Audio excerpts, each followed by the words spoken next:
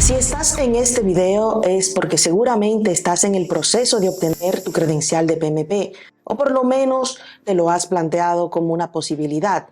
Pues en este video lo que vamos a abordar son técnicas o puntos que no necesariamente te cuentan durante el proceso de preparación para el examen. No abordaré técnicas como el método de descarte para poder llegar a la respuesta correcta, porque eso es tema de otro vídeo. Lo que quiero hablarte en el día de hoy es de las sensaciones que vas a sentir durante el proceso de preparación y por supuesto lo que te vas a encontrar en el examen y cómo lidiar con eso. Soy Gina Ruiz y si te interesa de lo que vamos a hablar en el día de hoy, quédate hasta el final del vídeo que enseguida comenzamos.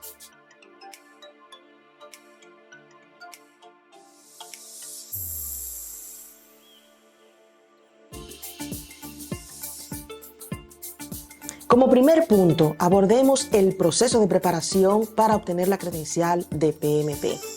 Si bien es cierto que esto es un proceso que normalmente las personas optan por hacerlo a través de un curso de preparación que te enseña algunas técnicas de cómo abordar el examen, es un proceso que perfectamente puedes hacer solo. Claro, para poderlo hacer solo tienes que estar demasiado comprometido con el propósito porque en el proceso, que es bastante largo y tedioso, puedes descolocarte o desenfocarte de la meta.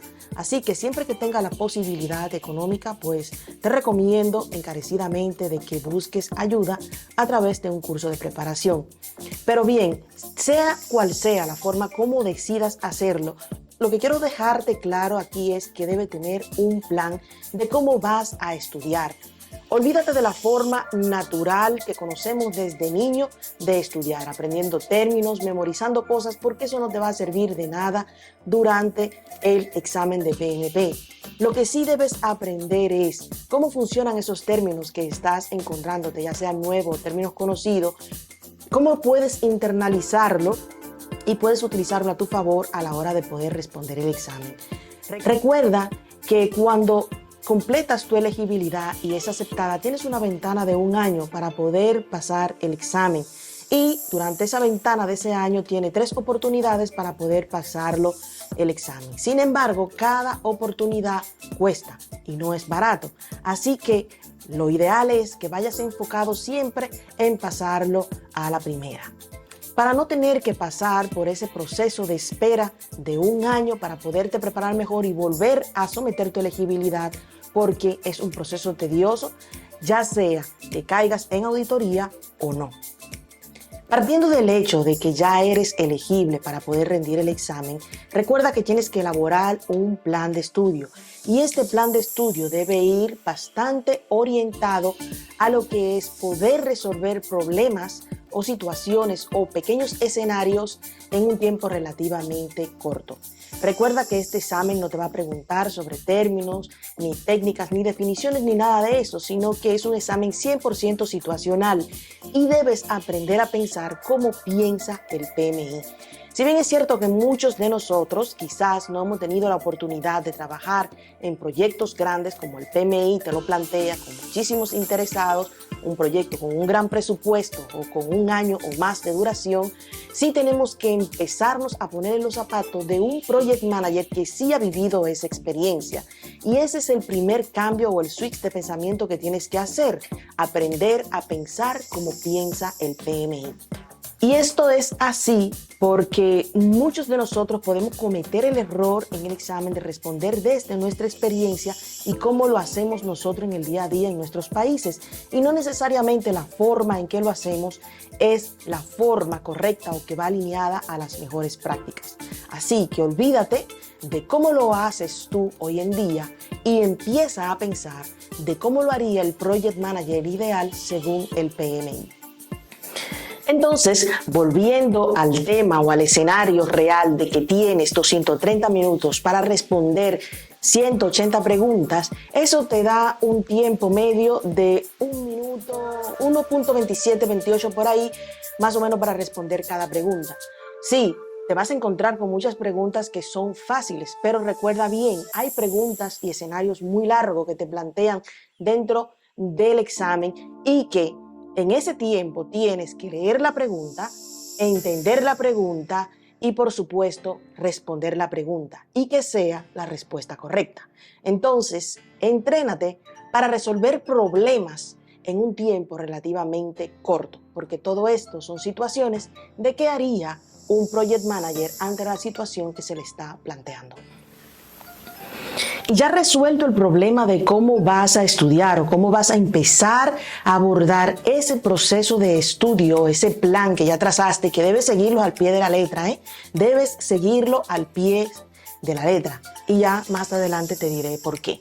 Pero ya resuelto ese problema de que sabes cómo estudiar y que tiene tu plan, entonces hay algo que debes tomar mucho en cuenta y que al principio fue uno de los errores que cometí. Y es no ponerle atención al esquema del contenido del examen, por sus siglas en inglés, según el PMI, el examen ECO, que te plantea cómo el PMI divide el examen de PMP. Algo que debes entender es cómo se relacionan los dominios del esquema del contenido del examen ECO con la guía del PMBOK. En este proceso no vamos a leer la guía, vamos a buscar otro método de estudio como por ejemplo el libro de Rita Mulcahy o de Pablo Yedop o de cualquier otro autor que haya compilado la esencia del PMBOK en un libro con técnicas y estudios para poder aprobar el examen. Pero debes entender cómo se relacionan estos dominios según el esquema del contenido del examen con la guía del PMBOK. Entender sus tareas, no memorizarla, porque no te van a preguntar que recites la tarea tal del dominio tal. No, debes entender cómo funciona el dominio persona, el dominio proceso y el dominio empresarial. Y recuerda muy bien cuáles son estos porcentajes. Recuerda que el dominio de persona tiene aproximadamente un 42% del examen. Y créanme, el PMI hace mucho énfasis en el dominio personas. Y es un dominio que entendemos que puede resultar bastante fácil aprender y ver cómo funciona y todo eso, pero no es así. No te equivoques, es un dominio bastante complejo y créanme que el PMI es 100% fiel a la cantidad de preguntas que aparecen en el examen relacionadas al dominio persona. Así que enfócate bien en poder afinar ese dominio que es uno de los que más dificultad da a entender, aunque pareciera que no, pero realmente da mucha dificultad entender el dominio persona, porque esto puede definir si pasas el examen o no. Ahora sí, abordemos una de las partes que fue la más difícil para mí relacionada con este proceso de ser PMP. Y son las emociones y las sensaciones que sentía durante el proceso de preparación. Esto es un proceso que tú, de acuerdo a tu nivel de compromiso, puedes hacer un poco más largo o más corto. Pero sí es cierto que todo el mundo siente una serie de sensaciones dentro de sí si verdaderamente está comprometida con este proceso y entiende lo que significa tener la credencial de PMP. Te vas a encontrar con un montón de sensaciones. Te puedes sentir ansioso, te puedes sentir abrumado y también puedes sentir miedo. Y todas estas sensaciones pueden ser negativas o pueden jugar en tu contra al momento de rendir el examen.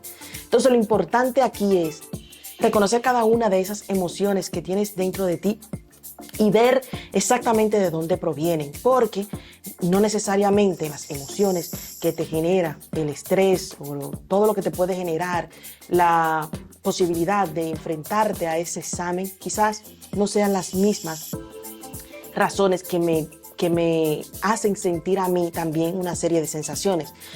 Lo que quiero decir es que la sensación que podemos sentir quizás son muy similares, pero las razones pueden ser muy distintas. Por ejemplo, puedes sentir miedo a fallar, ya sea porque estás pagando por un examen que no es para nada barato, o porque sientas la presión sobre ti porque la empresa donde trabajas te está pagando el examen. Todo eso puede ser una fuente demasiado grande de estrés, así que trata de liberarte del estrés y la mejor forma de hacerlo es yendo al examen sin ningún tipo de expectativas. No importa lo que pase allí, el resultado que puedas obtener, no importa nada de eso. Ve al examen a disfrutar el proceso, a hacerlo sabiendo que vas a lograr obtener tu credencial al final del mismo. Ahora bien, Todas esas sensaciones son normales. No eres un extraterrestre, ni eres una persona atípica ni anormal. Todas esas sensaciones son normales y todo el mundo las siente. Esa presión de que tendría que volver a pagar el examen, de que qué van a pensar los demás. No, todas esas sensaciones son normales. Entonces aquí, además de reconocer cada una de esas sensaciones y saber qué lo provoca para poder trabajar, es importante también que practiques técnicas de relajación, que si eres religioso te vendría bien orar, relajarte, tratar de no tener ningún tipo de expectativa. Yo sé que la incertidumbre de lo que te vas a encontrar en el examen puede ser abrumador, pero trata de buscar ayuda porque hay muchísimo contenido relacionado a esto de cómo puedes relajarte y manejar el estrés. Trata de no ir al examen con un alto nivel de estrés porque esto puede ser muy peligroso y abrumador al momento de rendir el examen. Entonces aquí las afirmaciones positivas a cada momento, cuando vengan esos pensamientos abrumadores, es muy importante. Trata de no abrazar la negatividad. Y por supuesto, rodéate en este proceso de personas que tengan la misma visión que tú, que tengan las mismas metas o por lo menos que puedan entender en el proceso en el que te has embarcado y puedan apoyarte en el proceso cuando entiendas que ya no puedes más. Un error muy común que cometen muchas de las personas que están pasando por este proceso es estudiar, estudiar y sobreestudiar. Y cuando estudias demasiado, porque algo muy importante aquí es que nunca, oye bien, nunca y en grande, grábate eso en la mente, nunca te vas a sentir 100% listo, ni que vas a llegar al examen, a romper el examen, a pasarlo. Nunca vas a sentir esa sensación 100% de que estás listo y preparado para ese examen. Y eso también es normal. Entonces no caigas en el error de estudiar, sobreestudiar y sobreestudiar, porque va a llegar un punto de burnout, un punto en el que ya no vas a querer ni siquiera estudiar, y aunque estudies no vas a poder asimilar nada de lo que estás leyendo. Es un punto abrumador, agotador, de cansancio extremo que no te va a venir para nada bien. No llegues hasta ese punto, y la manera de evitarlo es, como te había dicho al principio, que debes tener un plan de estudio siguiendo el plan al pie de la letra. No te vueles nada. Estudia y pruébate en simuladores. Si lo estás haciendo acompañado y te trazaron un plan de estudio, guíate de ese plan de estudio y confía en el proceso. Ve confiado en lo que has aprendido, que has hecho, lo que tenías que hacer para poder pasar el examen, y con eso es suficiente para no sobrecargarte con el estudio. La mayoría de los simuladores o los planes que hay, como el de Rita Mulcahy, por ejemplo, te dicen que debes sacar un promedio de 75 puntos o más en cada capítulo del libro que te estés probando en los simuladores y en el examen en general, y que no debes tomar el simulador de las 180 preguntas más de 2 veces sin buscar ayuda, sin tratar de entender por qué sigues fallando. Muchas de las personas, aunque estén listos en el contenido real del examen, todas las sensaciones de las que hablamos anteriormente, pues pueden serle motivo de falla en el examen. Entonces, hazte un stop ahí y trata de entender si lo que te está llevando a fallar es que se te agota el tiempo, o es que te sientes muy tenso o muy asustado, o si realmente te falta preparación en algunos de los capítulos. Así que es bueno que cuando hagas cada simulador repases todo el esquema de preguntas para poder entender si realmente son brechas con relación al contenido o si es otro factor el que te está llevando a fallar.